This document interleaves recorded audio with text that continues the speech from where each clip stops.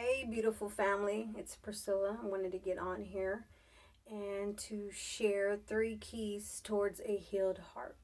Before I get into the keys, I wanted to share the promise that is always given to us by God, no matter what things look like or feel like.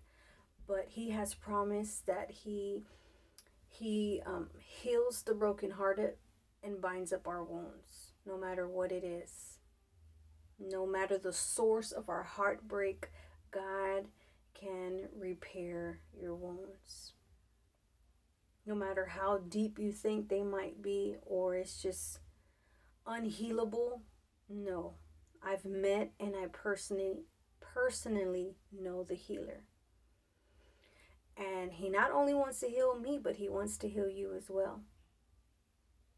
It doesn't matter the source of it or how bad it looks like. And when I think of that, he reminds me of another promise where he says that he works everything out for the good of those who love them. Those that who have been called according to his purpose. We've all been called. We have a purpose. It's just us receiving that purpose and stepping out in faith and trusting him that he will do what he says he will do and that there's no going back. And as I look back at my life and the trauma that I faced, the hurt and the pain that I had to endure, one of the things that I remember was there was a point in my life when I said, there has to be something bigger and better than this. Like, this is not what life just has to offer. I'm like, no, I'm done. I had to draw that line and say enough is enough. And actually, my key to this is you got to be sick and tired of being sick and tired of being in the position that you're in, the environment that you're in, the circumstance that you're in. There has to be a point in your life to where you're like, I'm done. Because here's the thing that I notice is that I was wanting and I was expecting change, but I wasn't doing anything different. So how is I wanting something to change in my life when I was continue thinking the same way, doing the same thing, reacting the same way to certain circumstances, to certain people? And I had to be done. I was sick and tired of being sick and tired. And that is one of the keys. The first key is, as silly and as crazy as that might sound, but you got to be sick and tired of being sick and tired. The second one is forgiveness. Like I said, the things that I've gone through, that I face, I had to forgive people. I had to forgive myself. And I also had to ask God for forgiveness. Because whatever we face and we deal with in life, we're just a part of.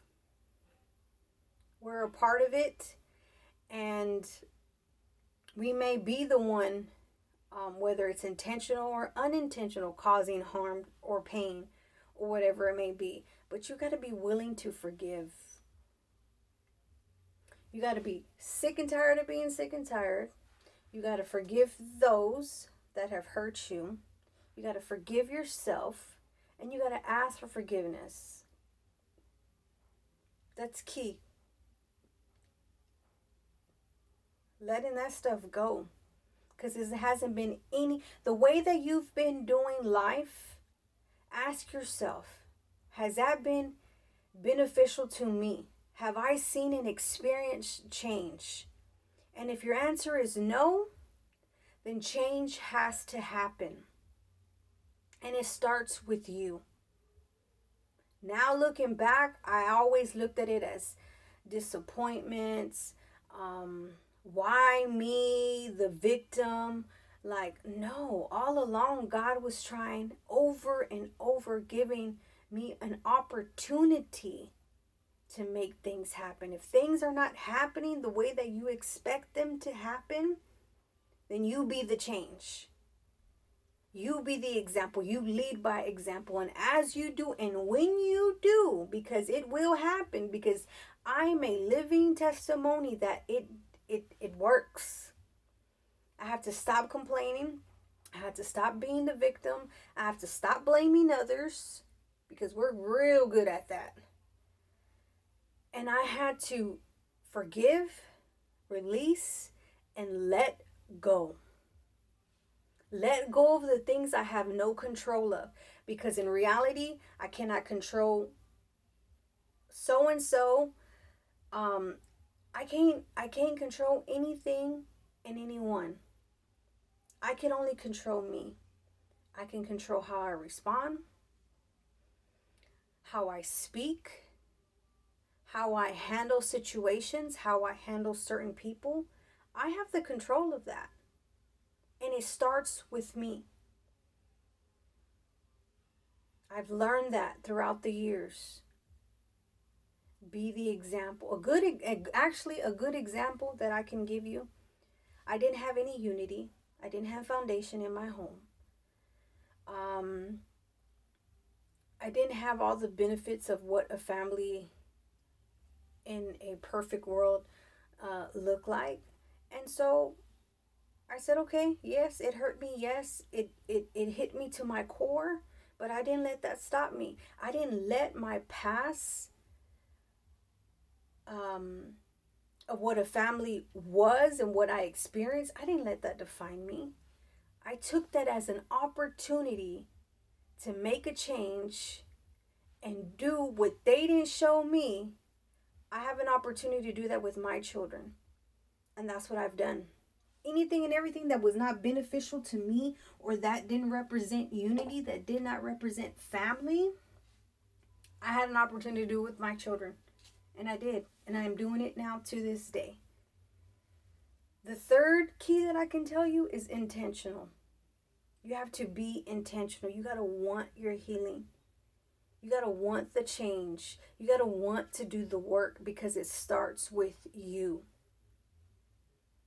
It starts with you. You have to be intentional, because we're sitting here praying and asking God to change our circumstance and for Him to intervene, but we're not removing ourselves.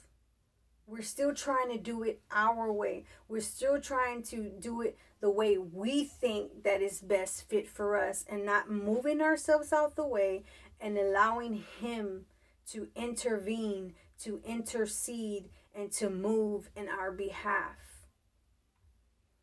And the moment we do that, He's in control. He's in control. And He's faithful. And I'm telling you, you can trust Him. You can trust Him. You can do it. I believe in you. And I'm just praying that the same, the way that He moved, the same way that He moved in my life, that He will move it in your life. Not the exact same way, but what I'm saying is, He can heal you. He can move in you as He will and as He pleases. He can talk to you. He can speak to you. He can guide you. He can direct you. But you just got to allow Him in. And it all starts with you. So you got to be sick and tired of being sick and tired. You got to forgive, and you got to be intentional. Because let me tell you, God is faithful and He's willing. But are you? Are you ready to experience that change? Are you ready to see Him move? Are you ready to have your own experiences?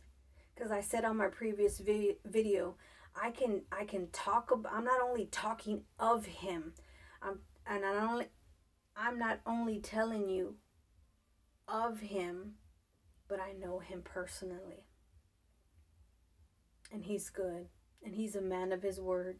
And His word never fails. So you can trust him. You can trust him. I promise you, you can trust him. It just takes some work. And you have to be willing and ready. But he's good. He's good. He's good. He's good. So I just wanted to get on here and share this with you guys. Comment, like, share. Let me know. Let me know. Have you overcome? What have you overcome? Let me know what was your ways of moving and trusting him. Let me know. Love you guys.